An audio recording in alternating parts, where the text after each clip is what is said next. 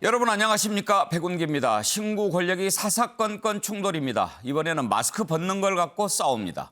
정부가 다음 주부터 실외에서는 마스크를 착용하지 않아도 된다고 밝히자 인수위가 시기상조라면서 유감을 나타냈습니다. 왜들 그러는지 짐작이 가지 않는 건 아니지만 이렇게 사안마다 부딪히는 모습 국민들 보기에는 참 불편합니다. 아니 불안합니다.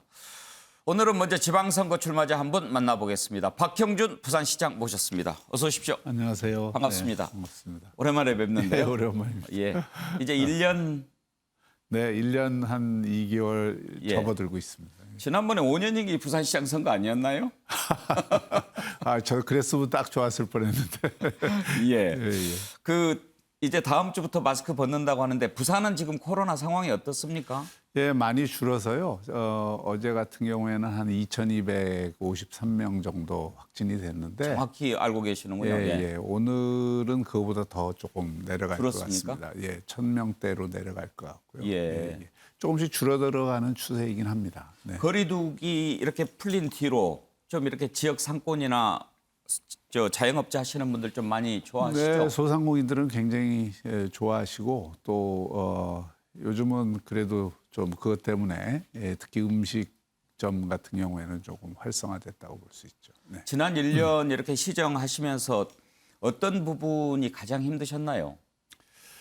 역시 코로나가 제일 힘들었고요. 그걸 관리하는 것이 가장 예. 힘들었고 또 이제 그런 것 속에서 특히 지역 같은 경우에는 이제 청년들에게 새로운 희망을 주는 문제가 제일 크기 때문에 예. 그런 문제들을 이제 푸는데 제일 노력을 많이 했고 그러기 위해서는 외부에서 기업이나 투자를 유치하는 그런 일들을 많이 해야 되고 예. 또 지역의 혁신 역량을 키워야 되기 때문에 지역의 대학과 기업, 산업을 엮어주는 그런 산학협력 그리고 인재 양성 이런 쪽을 아주 집중적으로 할 수밖에 없었습니다. 네. 그러면 이제 또 부산시장 이제 4년 임기에 도전하시는데 그 전에 출마하면서 부산 전체 공부 좀 하셨을 거고 또 1년간 이렇게 경험을 해 보시니까 부산은 어떻게 좀 바뀌어야 되겠다. 또 뭘 좀 더 해봐야 되겠다. 이런 생각이 드시던가요? 우선 오늘 이게 전국 방송이니까 대한민국의 이 국제 허브 도시로 갈 수 있는 데가 이 제일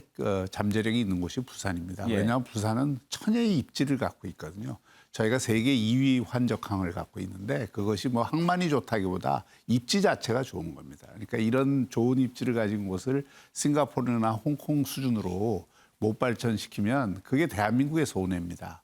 그래서 부산에 저희가 2030 엑스포를 유치하려고 하는 것도 그렇고 가덕도 공항을 세우려고 하는 것도 그렇고 또 금융 중심으로서 부산을 새롭게 특히 디지털 금융의 중심으로 좀 예. 만들려고 하는 블록체인 특구거든요. 그런 것도 그렇고 또 이곳에 새로운 어떤 다른 지역에 없는 세계에서 제일 먼저 가는 그 산업이나 시설들을 지금 저희가 유치를 하고 있거든요. 예.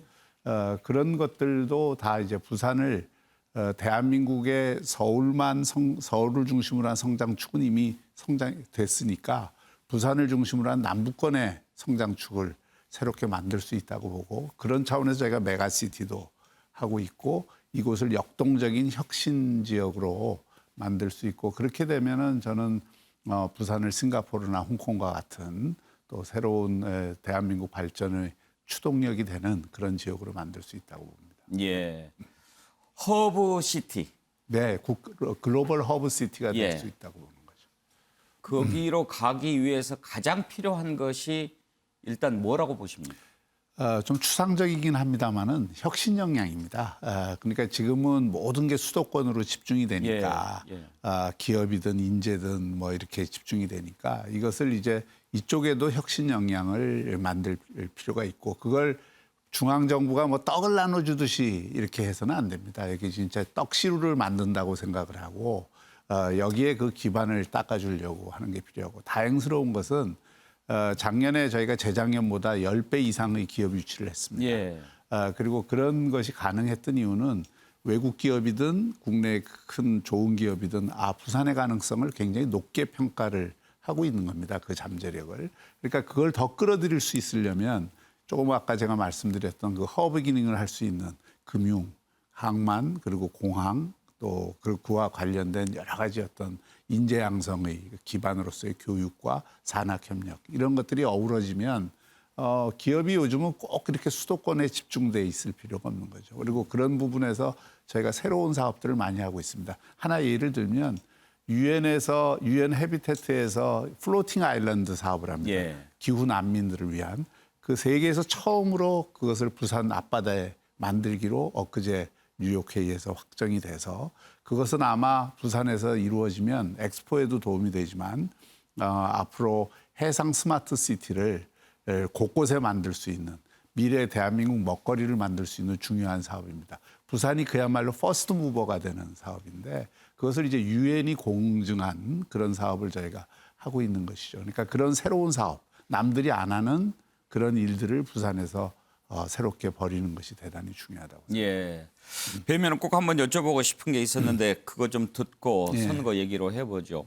청와대에도 계셨고 국회에도 계셨고 또 학교에도 계셨는데 이렇게 행정기관, 그러니까 자치단체 장으로서 이렇게 행정을 직접 해보시니까 어떤 점이 제일 다르시던가요? 제 바깥에서 생각하는 것보다도 행정은 굉장히 속도가 좀 느립니다. 그러니까 절차나 제도적 한계가 많고 또 생각보다 우리나라가 이제 안전하게 가기 위해서 켜켜이 규제들을 만들어 놨어요. 근데 이런 것들이 굉장히 때로는 불필요하고 때로는 지금 속도 전쟁인데 어떻게 보면 민간은 그 속도를 확확 낼 수가 있지만 행정은 그 속도를 못 내니까 이 격차가 상당히 크고요. 그다음에 지금은 이제 행정이 주도해서 뭘 하기는 굉장히 어려운 시대가 됐죠. 행정이 민간하고 같이 민간의 혁신 역량을 지원하는 시스템으로 가야 되는데 예. 아직은 좀 군림하려고 하는 이런 경향들이 있어서 특히 중앙정부는 지방정부에 군림하고 지방정부는 또 지방의 공공기관이나 지역사회에 군림하고 예. 이런 구조. 그러니까 그것이 과거의 중앙집권적 관료 국가의 특징이거든요. 그런데 그런 것을 이제 뛰어넘는 게 그야말로 제대로 된 국가 혁신이라고 생각합니다. 지난번에 윤석열 당선인도 정말 새 정부에서는 모든 규제를 과감히 없애겠다 네, 이렇게 예. 얘기하지 않았습니까? 얼마 전에 부산에도 왔다 가셨죠? 네네. 만나서 이렇게 규제 부분에 대해서 이러이러한 게 필요하다 좀 건의를 하셨나요? 그런 문제의식을 윤석열 당선인께서 굉장히 강하게 갖고 계시고 특히 그 지역을 발전시키고 지역을 혁신하는 데는 이 규제 혁신이 굉장히 중요하다고 생각을 하셔서 어제 그 지역 균형 발전 특위에서도 여러 가지 과제, 지역 그 국정 과제를 발표했는데 그 대부분이 사실은 규제 혁신입니다. 예. 지역이 지금 제대로 발전하게 하려면 자기 주도적인 성장을 하게 되고 자기가 잘 할 수 있는 거를 하게 만들어 줘야 되거든요. 그러려면은 그 지금 중앙 정부가 여러 특별행정기관이나 이런 것들을 통해서 하고 있는 그런 규제들을 과감하게 넘겨줄 필요가 있고요. 지방의 역량을 믿어줘야 됩니다. 지방에도 지금은 인재가 있고 경험이 있고 또 지혜가 있기 때문에 과감하게 믿어주고 거기에 자기가 특성화해서 발전하겠다고 하는 것은 특구를 만들어주고 그 특구에서는 과감한 샌드박스 규제 혁신을 해주게 되면 지역이 나름대로 다 자기 힘으로 뛰어넘을 수 있습니다. 예. 당선인께서 요즘 지역을 계속 돌아다니고 있는데 지방선거 앞두고 사전선거 운동하는 거 아니냐 민주당이 그렇게 비판합니다. 거기에 대해서는 뭐라고 말씀하시겠습니까? 그거는 문재인 정부 하에서도 늘 선거 앞두고 대통령이 지방 다니면은 했던 비판이고요. 지금은 새로운 그 국정 설계를 하는 시점이고 특히 대한민국에서 공정이라고 하는 가치를 세우는데 가장 중심적인 것 중에 하나가 지역 혁신을 통해서 지역 발전을 제대로 해서 대한민국의 3천만 인구가 공정한 기회를 갖는 삶을 갖도록 만드는 겁니다. 그게 지역 균형 발전이고 지역 혁신이거든요. 그런 면에서 지역에 희망을 주는 일은 저는 필요하다고 생각합니다. 예. 네. 부산은 어떻습니까? 사실 그전에는 TK만 아니라 부산도 보수 정당의 텃밭이라고 그랬는데 지금은 꼭 그렇게만은 볼 수 없나요? 이미 여기는 권력 교체를 경험한 지역이거든요. 지역의 소위 정치적 헤게모니가 그러네요. 여야를 넘나든 경험이 있기 때문에 언제든지 그거는 그 지역의 민심이라는 걸 바뀔 수 있는 지역입니다. 그리고 또 부산이라는 지역은 우리가 그 6.25 때 100만 피난민 인구가 여기 와갖고 예. 구축한 도시가 되면서 지역 출신들이 굉장히 다양합니다. 그리고 개방적인 도시고 그래서 저는 부산 같은 경우에 물론 뭐 지금 이번 선거에서는 상당히 그 윤석열 당선인이 승리를 했지만 예. 그 민심이 언제든지 변할 수 있는 지역 중에 하나다 이렇게 생각을 합니다. 험지는 아니지만 그렇다고 텃밭이라고 할 수도. 이제는 아니죠. 여기도 이미 야당 지금 민주당이 두 번이나 대통령을 배출했던 지역이고요. 예. 그러면 이번 지방선거 부산 같은 경우에는 어떤 것이 민심을 가를 것이다라고 생각하고 계십니까? 이번에는 아무래도 이제 대통령 선거의 영향이 아직은 좀 남아 있을 것 같고요. 그리고 이번에 그 뭐 소위 검수완박이라든지 뭐 이런 거에 대한 지역민들의 평가 이런 것들도 좀 영향을 줄 것 같고 또 뭐 인사청문회라든지 국정 초기에 여러 가지 이슈들이 영향을 줄 수 있는 요인들이죠.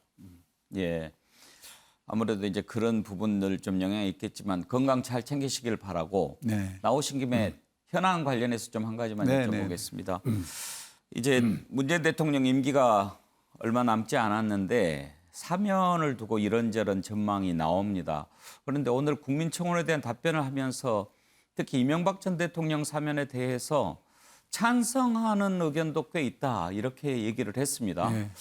그래서 뭐 좀 바뀌나 그런 관측도 나오는데 사면에 대해서 시장께서는 어떻게 생각하십니까? 저는 뭐 일관되게 그 사면이라는 것은 고도의 정치적 행위고 그것이 목표로 하는 것은 국민 통합이고 지금 굉장히 대통령 한 분은 사면이 되고 한 분은 안 되고 이런 그 불편한 상황을 차기 정부에 넘겨줄 이유가 없다고 생각합니다. 그래서 저는 뭐 일관되게 사면을 대통령 사면을 빨리 하는 게 좋다는 입장이고 가능하면 이 정부에서 매듭을 짓고 가는 게 좋다 이런 생각을 갖고 있습니다. 이명박 전 대통령과 함께 일하셨으니까 이명박 전 대통령 사면에 대해서 긍정적으로 얘기하셨다고 할 수도 있고 그러면 김경수 전 경남지사 그리고 정경심 교수도 사면해야 된다 이런 얘기도 나오는데 혹시 그 부분은 어떻게 생각하십니까?